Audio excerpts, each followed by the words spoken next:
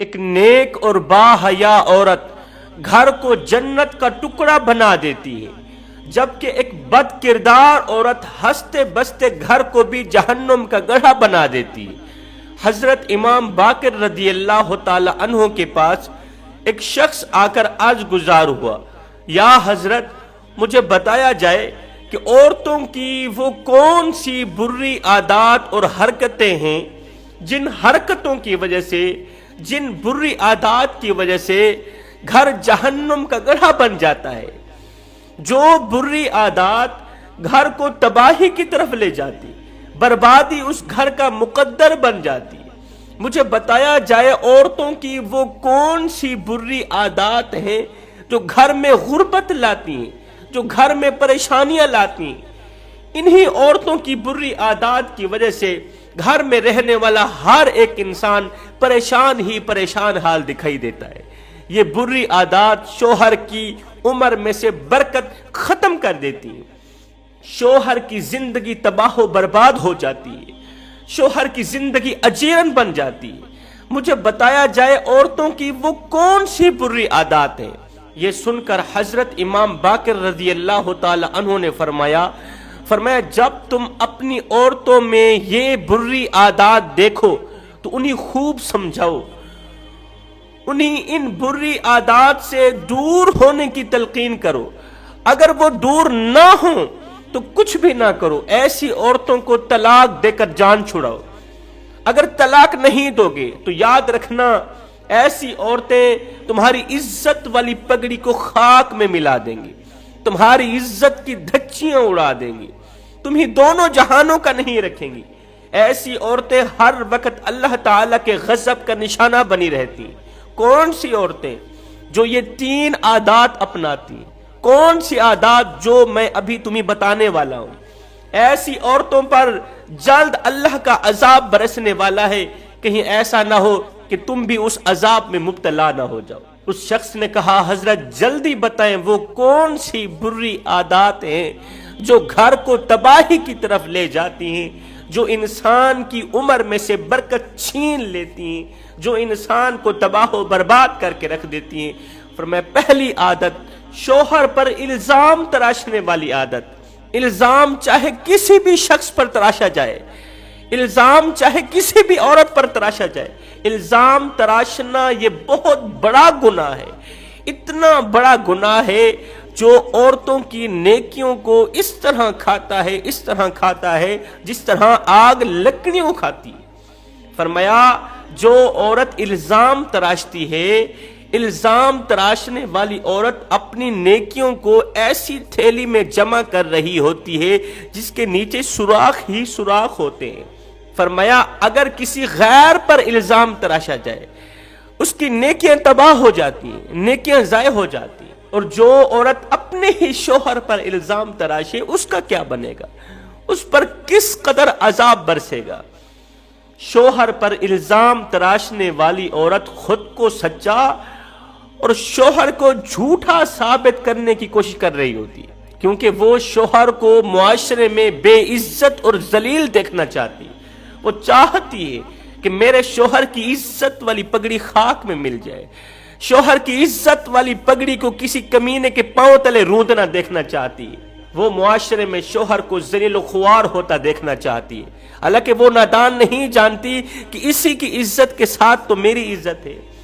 اسی کے کندھے کے ساتھ تو میری عزت ہے، نہیں تو اس کے بغیر تو میں کسی کھاتے کی نہیں ہوں۔ یاد رہے طلاق یافتہ عورت کی معاشرے میں کوئی حیثیت نہیں، طلاق یافتہ عورت کی میرے معاشرے میں کوئی ویلیو نہیں، کوئی قدر نہیں، کوئی عزت نہیں ہے۔ لوگ اسے شادیوں پر نہیں بلاتے، اگر اس کو بلا بھی لیا ہے تو پھر اسے دلہن کا منہ نہیں دیکھنے دیتے کہ کہیں اس بدقسمت کا سایہ ہماری دلہن پر نہ پڑ جائے۔ فرمایا دوسری بری عادت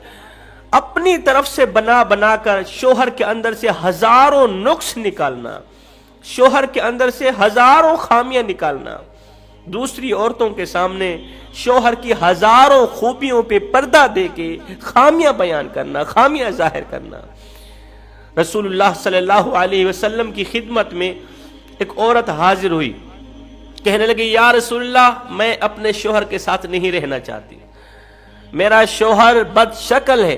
اس کی شکل مجھے پسند نہیں، اس کی صورت مجھے پسند نہیں، میں اپنے شوہر کے ساتھ ہرگز نہیں رہنا چاہتی، میں اس سے طلاق لینا چاہتی ہوں۔ شادی کے دوسرے دن ہی میرے نبی کی خدمت میں حاضر ہوگی، کہنے لگی یا رسول اللہ میں نے ہونے والے شوہر کو دیکھا نہیں تھا، میرے ماں باپ نے بن دیکھے ہی رشتہ طے کر دیا، اب شادی کی پہلی رات جب میں نے اسے دیکھا تو اس کی شکل مجھے اچھی نہیں لگی، اس کا اٹھنا اچھا نہیں ہے، اس کا بیٹھنا اچھا نہیں ہے، کالے رنگ کا ہے، اس کے نین نقش موٹے ہیں، وہ شکل سے بد شکل ہے، اور میں حسین و جمیل ہوں، زمانے کی عورتوں میں سب سے زیادہ حسین و جمیل مانی جاتی ہوں، لوگ مجھے حسن کی ملکہ شہزادی کے لقب دیتے ہیں، اور میرا جو شوہر ہے دیکھنے کے قابل نہیں، میں تو اس کے ساتھ زندگی نہیں گزارنا چاہتی۔ حضور دیکھیے، جو شخص مجھے پسند ہی نہیں، جس شخص کا اٹھنا بیٹھنا مجھے پسند نہیں، جس کی شکل مجھے اچھی نہیں لگتی، میں اس کی فرما برداری کیسے کر سکوں گی، میں اس کے حقوق ادا کیسے کر سکوں گی؟ اس سے بہتر نہیں ہے طلاق لے لوں۔ میرے نبی نے فرمایا بہت اچھا کیا تو نے، اگر تجھے پسند نہیں ہے تو بجائے نافرمانی کے طلاق ہی لے لو تو بہتر ہے۔ میرے نبی نے اس کے شوہر کو بلایا، وہ دلہا نبی کی خدمت میں حاضر ہوا، میرے نبی نے فرمایا کہ اس طرح کرو، اپنی بیوی کو طلاق دے دو۔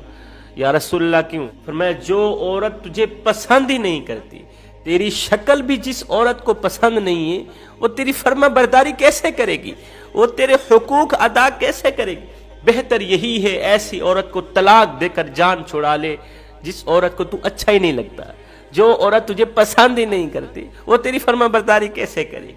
فرمایا تیسری بری عادت غیبت کرنا، جو عورت اپنے شوہر کی غیبت کرتی ہے، چغلی کرتی ہے، پھر غیبت کے ذریعے، چغلی کے ذریعے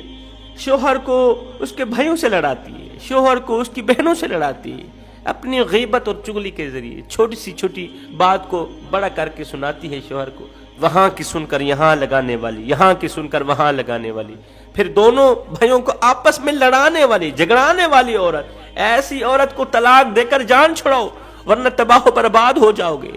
اے اسلام کی مقدس شہزادیوں، کیا یہ کام تمہیں زیب دیتے ہیں؟ کیا چغلی کرنا، دوسروں کے پردے فاش کرنا تمہیں زیب دیتے؟ انسان نے کوئل سے پوچھا اگر تو کالی نہ ہوتی کتنا اچھا ہوتا، پھر انسان نے سمندر میں بہتے پانی سے پوچھا اگر تو کھارا نہ ہوتا کتنا اچھا ہوتا، پھر انسان نے گلاب سے پوچھا اگر تیرے اندر یہ کانٹے نہ ہوتے تو کتنا اچھا ہوتا۔ تینوں بول اٹھے اے انسان، اگر تیرے اندر دوسروں کے عیب ڈھونڈنے کی عادت نہ ہوتی تو کتنا اچھا ہوتا۔ کتنی خوش قسمت اور خوش بخت تھی وہ عورت جو حسین و جمیل تھی، حسن کی ملکہ شہزادی تھی، اللہ نے اسے بڑے ہی حسن سے نواز رکھا تھا، اللہ اکبر۔ لیکن اس کا جو شوہر تھا وہ شکل سے بد شکل تھا، بد صورت تھا، اس کے نین نقش موٹے تھے، ذات کا حبشی تھا، غریب ہی غریب تھا، لیکن وہ حسین و جمیل دلہن، وہ حسین و جمیل عورت اپنے شوہر سے ٹوٹ کے محبت کرتی تھی، اپنے بد شکل شوہر سے ٹوٹ کے محبت کرتی، ٹوٹ کے پیار کرتی، اور ڈٹ کے خدمت کیا کرتی تھی، بڑی ہی نوکری کیا کرتی تھی، اس قدر نوکری کرتی تھی جس قدر وہ اس کی غلام ہے۔ جب یہ خبر میرے کریم آقا نے سنی، جب میرے کریم آقا کو پتہ چلا کہ اس کالے کلوٹے شخص کی جو بیوی ہے وہ حسین و جمیل ہے، وہ حسن رکھنے کے باوجود بھی یہ غریب ہے بیچارہ، اس کے پاس کچھ بھی نہیں ہے سوائے کالی شکل کے، کچھ بھی نہیں ہے، وہ حسین و جمیل ہونے کے باوجود بھی اس کی نوکری کرتی ہے، اس کی خدمت کرتی ہے، تو میرے نبی نے فرمایا اے صحابی جا کے اپنی بیوی کو خوشخبری سنا دے کہ اللہ نے تیرے شوہر کی خدمت کی وجہ سے جنت میں تیرے لیے خوبصورت سا محل کھڑا کر دیا ہے، عالی شان بنگلہ کھڑا کر دیا ہے۔ یہ جو تو اپنے کالے کلوٹے شوہر کی خدمت کر رہی ہے نا، شوہر کی نوکری کر رہی ہے نا، اس کی جزا اللہ نے یہ دی ہے کہ تیرے مرنے سے پہلے پہلے اللہ تعالیٰ نے جنت میں تیرے لیے خوبصورت سا عالی شان محل کھڑا کر دیا۔ تو حضرت امام باقر رضی اللہ تعالیٰ عنہ نے فرمایا جب تم اپنی عورتوں میں یہ 3 بری عادات دیکھو تو بھرپور انہیں سمجھانے کی کوشش کرو، ان بری عادات سے دور ہونے کی تلقین کرو۔ اگر وہ عورتیں ان بری عادات سے دور نہیں ہوتی تو بہتر یہی ہے طلاق دے کر جان چھڑاؤ، ایسی عورتیں تمہیں تباہ و برباد کر دیں گی، تمہاری عزت والی پگڑی خاک میں ملا دیں گی، تمہاری عزت کی دھجیاں اڑا دیں گی۔ اللہ تعالیٰ سے دعا ہے کہ اللہ تعالیٰ ہمیں اچھی نصیحتوں پر عمل کرنے کی توفیق عطا فرمائے۔ آمین ثم آمین، وما علینا الا البلاغ المبین۔